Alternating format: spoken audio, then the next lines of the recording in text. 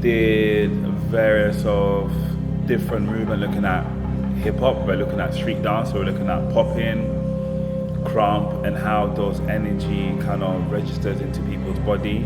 And through that process, I kind of find out which style suits the class or the artist that I'm working with. And for the guys, I found that crump was a very distinctive style that they could embody with the posture within the piece of work. So usually I look at how can I connect the street style into the classical contemporary realm. Where does it sit? When we were working with Joseph for such a long time, he really picked up on different dancers' strengths, and I think he saw that I was quite a strong mover and I could jump and I could do flips, and I think this is something that he wanted to have within his piece to show off our moments.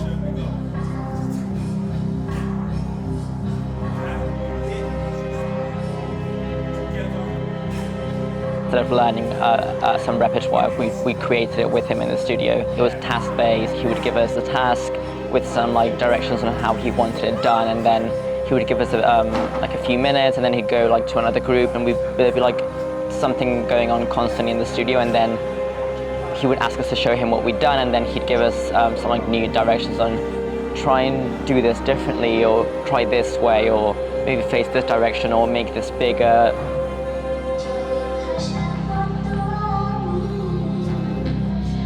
Seeing how he brought all of it together and it just merged into what the piece is now, it was really fascinating. So it was definitely something I hadn't experienced before.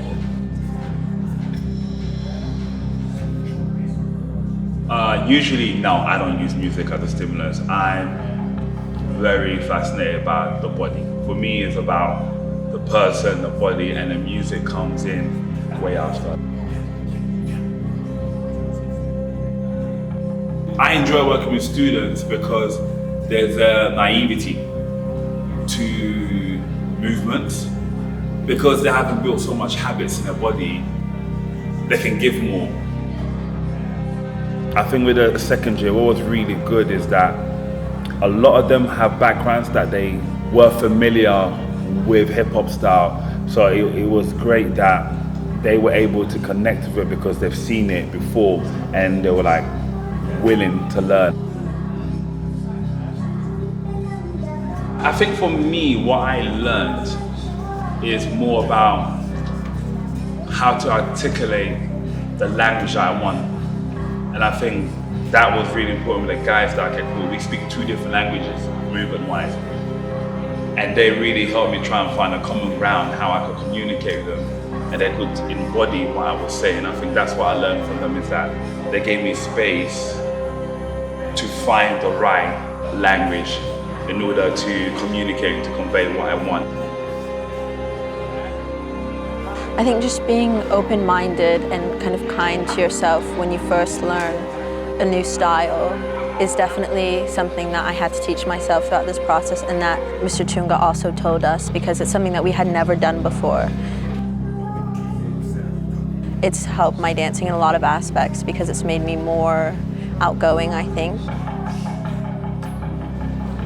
I would say that I've learned that even though I'd say I'm mostly trained in classical styles of dance, I am capable of stepping outside of that and doing something really different. And I think being patient with the process, because I think at the start it was very overwhelming and daunting what we were trying to do, but now I feel a lot more confident and I feel like I've learned a lot about how to perform this style and how to explore movement in very different ways to what we're used to.